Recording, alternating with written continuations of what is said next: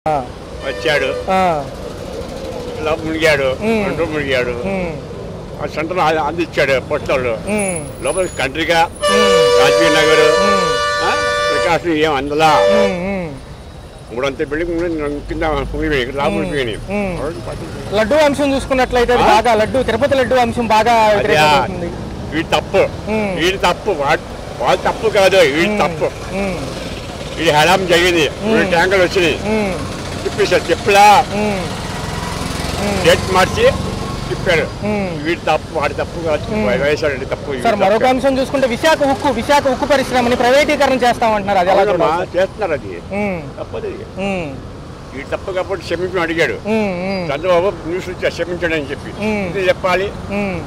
పవన్ కళ్యాణ్ చేస్తున్నాడు, దీక్ష చేస్తాడు. దీక్షకు సంబంధించి ప్రాయశ్చిత్తం చేసుకుంటానంటున్నారు. ప్రాయశ్చిత్తం చేస్తారు. తప్పు చేస్తే తప్పు చేస్తే ప్రార్థన చేస్తాడు. తప్పు చేసి నేను తప్పు చేశాను, నేను కాలు పట్టుకుంటాను. నేను తప్పు మీరు కాలు పట్టుకున్నా తప్పు చేస్తే ప్రార్థన చేస్తాను తెలిసి వాడికి.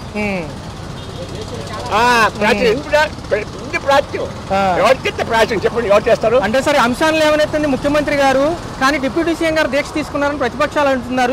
మీకేం సంబంధం లేదు కదా సార్ అంటున్నారు వాళ్ళు. ముఖ్యమంత్రి సంబంధం లేదు, పోయిన 5 సంవత్సరాల సంబంధం లేదు. ఆయన వెళ్ళాడు, అన్నీ వచ్చాడు, అన్ని కరెక్ట్గా ఉన్నాయి. ఉప్పు లేపాడు. పందికు, చేపకు, ఆవుకు ఎందుకు కలపాలి? ఎవరి గురించి? ఇప్పుడు డైలీ ఇచ్చి ఉన్నారు, 350 ఇచ్చి ఉన్నారు, 4 ఇచ్చిందండి. ఖాతా కాబట్టి 350 ఇస్తారు. వాళ్ళని పడుకుని వీళ్ళని పడుకోవాలి, డైలీ ఇచ్చి తీసుకోవాలి. ఎవరి పెన్షన్ తీసుకోవాలి, వాళ్ళని తీసుకోవాలి. పెంచాలట తీసుకోవాలి. ల్యాబ్ రిపోర్ట్ లో కూడా ఏమీ లేదని తేలిందంటున్నారు సార్. ల్యాబ్ రిపోర్ట్ లో వెజిటేబుల్ ఆయిల్స్ ఈపు కాలు లేపింది. మన హిందువులకి కింద పరిసరాలు చేశాడు. తిరుపతికి మేలు తిరుగుడికి నేను వెళ్ళాను, సాయిబు నేను వెళ్ళాను తిరుగుడికి, చూసాం, నన్ను పెట్టాం, దర్శనం చేస్తాం, నోటు తీసుకున్నాం, నోటు బాగుంది. అది కావాలని చేసింది. ఎందుకంటే రేపు ఎలక్షన్ ఉంది, చెప్పిన ఎలక్షన్ ఉంది, దాన్ని కింద పట్టాలు చేసాడు. మరి మోడీ ప్రభుత్వం కూడా తిరుపతి వెళ్తారు, నోటు తీసుకెళ్ళలేదా? కావాలని చేసేది. కావాలని చేసేటప్పుడు దీక్ష పెట్టాడు. దీక్ష పెట్టి నేను తప్పు చేస్తే దీక్ష పెడతారు, దీక్ష చేయడు. ఆలోచించండి. Okay sir. మరొక అంశం చూసుకున్నట్లయితే ఏదైతే నష్టపరిహారాలకు సంబంధించి విపత్తు సంబంధించి ఏవైతే ఇస్తామంటున్నారు, ఈ రోజు నుంచి ఇస్తామంటున్నారు అమౌంట్, ఎలా చూడాలి? ఎందుకు ఇలా కొన్ని రోజులు ఎందుకు ఇలా ఎందుకు నష్టపరిహారం ఎవరు ఇస్తున్నారు? ఎవరు ఇట్లా నష్టపరిహారం లభోతి అంటున్నారు. అయికపోవడం కంట్రీగా రాజీవ్ మొత్తం లభోతి అంటారు. ఎవరు రూపాయలు చాలా వాళ్ళకి ఊట కళ్ళకుంటున్నారు. ప్రకాశం చిన్నవాళ్ళు ఎవరు ఇచ్చాడు? ఎవరు ఇలా? మరి చూసుకున్నట్లయితే సామాన్య ప్రజల పరిస్థితి ఏంటంటారు? ఏంటి బిల్డింగ్ బాగుంటుంది, కింద ఉండేవాళ్ళు మొత్తం తడిసిపోయింది. మంచి వాళ్ళకి మొత్తం బయట వచ్చింది. తిండి వేసాలి. ఎవరు చూస్తారంటే మీ బయట వాళ్ళు తీశారు, బయట వాళ్ళు చేశారు, బయట ఇచ్చారు. పిల్లల పొట్టలో అన్నం బయట వాళ్ళు ఇచ్చారు. ప్రభుత్వం ఇలా సాయిబులు కానీ హిందువులు కానీ బయటలు ఇచ్చారు. డాక్టర్ ఇచ్చి వాటర్ కానీ బయటలు ఇచ్చారు, జాలీతో ఇచ్చారు. అంటే సార్ ఇంకో అంశం అంటున్నారు, ఏమంటున్నారంటే ఈ నష్టపరిహారం జరిగింది కదా వరదకు సంబంధించి దాటవేసే ప్రక్రియలోనే కొత్త అంశం అంటున్నారు, అంతే తప్ప ఏమీ లేదంటారు. ఏం కొత్త విషయం? ఉడమే కట్టి తెలుసు, తెలుసు వాడికి కూర్చుని చంద్రబాబు తెలుసుగా. Right sir. రైట్లయితే కేంద్ర ప్రభుత్వాలకు సంబంధించి విశాఖ ఉక్కు పరిశ్రమ ఏదైతే ఉందో దానికి సంబంధించి పాపం అధికారులు నాయకులు బాధపడుతున్నారు. ప్రైవేటీకరణ చేయొద్దండి, ఉపాధి కోల్పోతాం అంటున్నారు, ఎలా చూడాలి? అది మంచి మాటనండి. అది కొంత విశ్లేషణ ఇవ్వండి సార్. కొంత విశ్లేషణ. విశాఖ అంటే ఎప్పటి నుంచి ఉన్నది. ఇంకా అది చాలా మంచిది, మనకుంటమే మంచిది. అది కేంద్రం నుంచి బీజేపీ మంత్రి పురంధేశ్వర్ గారు ఒక్కళ్ళే తెలుసండి, మిగతా వాళ్ళ మంత్రులు ఎవరో మాకు తెలియటం లేదు, మీరు కొంచెం సహాయం చేయండి అని విశాఖ వాసులు అడుగుతున్నారు ఇప్పుడున్న ప్రభుత్వాలని. ఇంకా అక్కడ ఉంది కాబట్టి ఇంకా మనకి ఎన్నో పనులు చేయాలి, ఇంకా చాలా పనులు చేయాలి. అంటే ఇంకా పడుదలు పడితే ఇంకా పూనుకుంటే మనకి చాలా పనులు అవుతాయి. అది మనసు పెట్టి చేయాలి. మరొక అంశం చూసుకున్నట్లయితే ఏదైతే లడ్డూ వ్యవహారం ఉందో తిరుపతిలో కొవ్వు కలిసింది అంటున్నారు, ముఖ్యమంత్రి గారు ఊరుకోని అంటున్నారు. ఆ విషయంలో ఖచ్చితంగా దాన్ని నిగ్గు తెలుస్తానంటున్నారు. పాత ప్రభుత్వాలు చేశాయని ఆయన అభిప్రాయం. పాపం ఎలా చూడాలి? ఏమండి, ఒక దేవుడి ప్రసాదం అది. దాంట్లో కల్తీ అనేది అంటే ఇగో మనం భోజనం చేసేవాళ్ళు ఎవరు చేయరు ఆ పని అంటే ఆ పని ఎవరు చేయరు. అంటే మాజీ ముఖ్యమంత్రి పైన నెపం నెడుతున్నారు, వాళ్ళకేం అసలు తెలియదు అంటున్నారు దాని గురించి. లేదండి, ఇది మాత్రం శుద్ధాబద్ధం ఇది.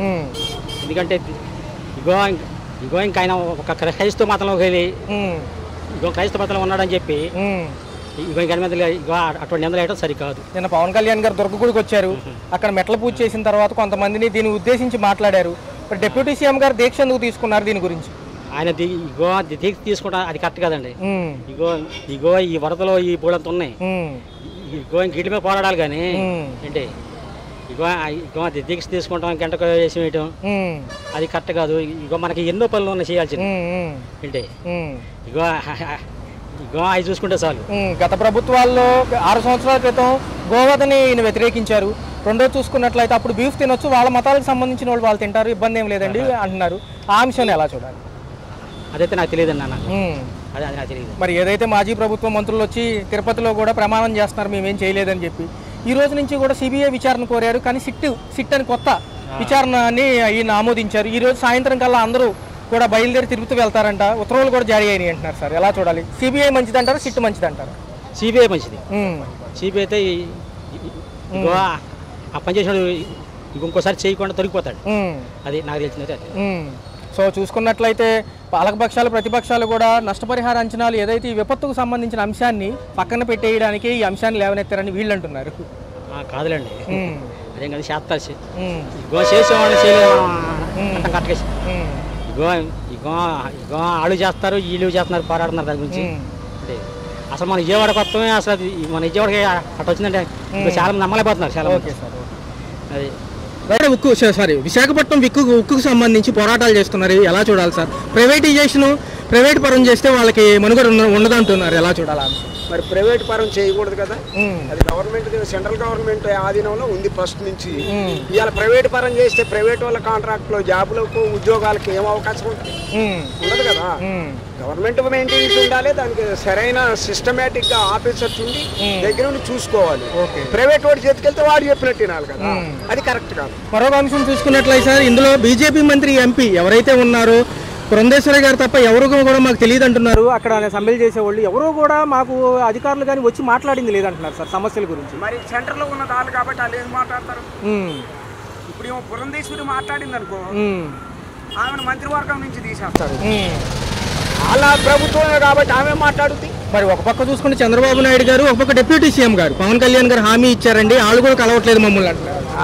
ఇవన్నీ వేస్ట్ మాటలు, వేస్ట్. ఇది ఇప్పుడు పెట్టే బుద్ధి లేనప్పుడు ఏదో చెడు మాటలు మాట్లాడుతుంటారు రకరకాలుగా, ఏంటది కరెక్ట్ కాదు సార్. మరొక అంశం చూసుకున్నట్లయితే తిరుపతి లడ్డు గురించి గత 4 రోజులుగా వ్యాఖ్యానాలు చేస్తున్నారు, ఎలా చూడాలా?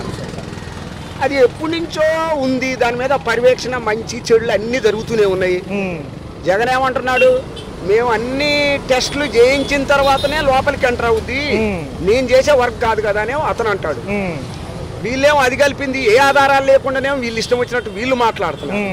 ఇప్పుడు అందులో అది కలిసింది ఇది కలిసింది అనడానికి ప్రూఫ్లు ఏమున్నాయి? అదే సార్, ల్యాబ్ రిపోర్ట్లు కూడా. ల్యాబ్ రిపోర్ట్ ఎప్పుడు వచ్చింది? అసలు చూపించట్లేదు సార్. మరి ఎందుకు చూపించరు? చూపించకుండా ఊరికనే సొల్లు మాటలు మాట్లాడితే సుఖం కాదు. ఆడు కరెక్ట్ గా తప్పు చేస్తే తీసి లోపల తెంగడమని 10 ఏళ్ళు 15 ఏళ్ళు. సార్ గత చైర్మన్ వైవి సుబ్బారెడ్డి గారు మేము ప్రమాణం చేస్తాను, ల్యాబ్ రిపోర్ట్ చూపించమంటున్నారు. అన్ని కాదండి, అన్ని ల్యాబ్ రిపోర్ట్స్ బయటికి రావాలి. ల్యాబ్ రిపోర్ట్స్ వస్తేనే కదా అర్థమయ్యేది. ఊరికనే నేను మాట్లాడతా ఏం సుఖం? సిబిఐ విచారణ వేము సిట్ అధికారులతో చేస్తామంటున్నారు, పారదర్శకంగా ఉంటుంది అంటారు. ఒక కొత్త అధికారులు నియమించి సిబిఐ కరెక్ట్, అది అవినీతికి ఇప్పుడు మనకు ఉన్నదల్లా మన ఇండియాలో అదొకటే కాస్త కరెక్ట్ గా పనిచేస్తుంది. సిబిఐ విచారణ పెడితే అన్ని బయటపోతాయి. ఉప ముఖ్యమంత్రి పవన్ కళ్యాణ్ గారు కూడా నిన్న దుర్గగుళ్ళ పూజ ఆయన అనంతరం మాట్లాడారు సార్. సినిమా రంగాల వాళ్ళని మెదకుండా ఉండమన్నారు, మా మనోభావాలు దెబ్బతున్నాయి, నేను పోరాడతానంటున్నారు. అంతకు ముందు గొడ్డు మాంసం తినొచ్చు అన్న ఈయన ఇప్పుడు తినకూడదు అంటున్నారు, ధర్మరక్షణ కోసం నేను పోరాడతానంటున్నారు. పాపం పవన్ కళ్యాణ్ గారి మీదే అందరూ చూపుంది. పవన్ కళ్యాణ్ నిన్న ఉన్నారు దాకా సినిమాల్లో ఉండి వచ్చినోడు, ఆయనకి ఏం తెలుస్తుంది రాజకీయాల గురించి? ఏ లైన్ లో ఉన్నోళ్ళు అదే ఉండాలి కానీ ఆయనకేదో పదవి వచ్చిందని మాట్లాడుతూనే ఉంటారు, అవన్నీ కామనే. ఏం పోరాడతాడు ఆయన? విజయవాడ విపత్తుకు సంబంధించి ఈ నష్టపరిహార అంచనాలు దాటవేయడానికే కొత్త అంశాలు లేవనెత్తారంటున్నారు సార్ ప్రతిపక్షాలు. వాళ్ళు అంతే కదా మరి. అందరికీ నష్టమైన వాళ్ళకి ఇచ్చారా? ఏమి ఇస్తున్నారు? ఏమీ లేదు. కంటి తొడుపు, వాళ్ళు ఏదో చెప్పడం, అక్కడ జరిగేది ఒకటి, వీళ్ళు చెప్పేది ఒకటి, సంబంధం లేని పేపర్ స్టేట్మెంట్లు ఇవ్వటమే. ఇదో మీడియా ఒకటి ఫ్రీగా దొరికింది, ఎవరి ఇష్టం వచ్చినట్టు వాడు మాట్లాడుతున్నారు. అది కరెక్టా? ప్రజల యొక్క చూపుని వీటి నుంచి దాటవేయడానికి అంశాలు అంటున్నారు చాలా అంతే అంతే కదా. వీళ్ళు మాట్లాడినా వాళ్ళు మాట్లాడినా ప్రజల్ని పక్కదావ పట్టించడానికే తప్ప ఏమిది. ఇప్పుడు మీడియా ప్రకారంగా మాట్లాడుతున్నారు, ఏ ప్రూఫ్లతో మాట్లాడుతున్నారా వాళ్ళు? మీడియా కూడా విలువ లేకుండా పోతుంది. ఇప్పుడు నాలాంటి వాడు ఎవడన్నా ఒక మాట మాట్లాడితే ఇది తప్పు అది ఒప్పు అని ఎవరన్నా మాట్లాడుతున్నారా? సరే, మరి ఇప్పుడు చూసుకున్నట్లయితే ఈ అంశాన్ని పెద్దగా చూపిస్తున్నారు. మరి ఎలా సార్ మిగతా సూపర్ 6 ఉన్నాయి, ఈ అంశాన్ని ఒక్కటే పెద్దగా చూపిస్తున్నారు. ఏది లడ్డూదా? అవన్నీ ఏదైనా ప్రూఫ్లు కావాలండి. ఈయన మాట్లాడడం కాదు, ఆయన మాట్లాడడం కాదు. ప్రూఫ్లు ఇదైన తర్వాత ఎవరి మీద అయినా చర్యలు తీసుకోవాలి. ప్రూఫ్స్ ల్యాబ్స్ బయట పెట్టాలి, ఏది రిపోర్ట్లు బయట పెట్టాలి. పెట్టకుండా ఊరికి మాట్లాడితే అదే సార్ కరెక్ట్. మరి చూసుకున్నట్లయితే సార్ లాస్ట్ క్వశ్చన్ సార్, చూసుకుంటే ఈ ప్రభుత్వాలు వచ్చి ఉమ్మడికోవటం ప్రభుత్వాలు 100 రోజులు పైచీలకి అయినాయి, మొన్న 20వ తారీఖుతో అని చెప్పి ఇంటింటికి ప్రజాభిప్రాయానికి వెళ్తున్నారు. ఎలా ఉండబోతుంది అంటారు? 100 రోజులకే సమ్మతం. వాళ్ళు వస్తే వాళ్ళు ఇష్టం వచ్చినట్టు వాళ్ళు మాట్లాడుతున్నారు, వీళ్ళు వస్తే వీళ్ళు ఇష్టం వచ్చినట్టు. ప్రజలకు ఒరిగి వచ్చేది ఏమీ లేదు. ఇది రాజకీయం ఇవాళ ఎట్లా తయారైందంటే పెద్ద వ్యాపారం అయిపోయింది. రాజకీయం అనేది పెద్ద వ్యాపారం అయిపోయింది. సామాన్యుడి పరిస్థితి ఏమంటారు సార్? సామాన్యుడు ఎప్పుడు ఏమైంది? గొర్రెలాగా ఉండటమే. ఏముంటది? నా చిన్నప్పటి నుంచి చూస్తూనే ఉన్నా కదా. ఏముంది? సామాన్యుడు ఏం చేస్తాడు? ఈ అన్ని అంశాలు, సామాన్యుడు ఏదైనా ఏదైనా తప్పు మాట్లాడితే ఆయన తీసుకెళ్ళి లోపల దిగుతున్నాడు. వాడికి స్వేచ్ఛ ఎక్కడుంది? ఈ అన్ని అంశాల్లో కూడా రైతు బాగా దెబ్బతిన్నాడు, అసలు ఆయన పట్టించుకున్న నాదుడు లేదంటున్నారు. ఈసారి వరదలు వచ్చినప్పుడు ఉన్న సామాన్లే కొట్టుకుపోయినాయి. రైతులు పొలాలు ఏముందండి, అలా పండితే వస్తుంది, లేకపోతే లేదు. రైతుల విషయం అంటే నాకు పెద్దగా తెలియదు, నేను మాట్లాడలేదు. Right sir.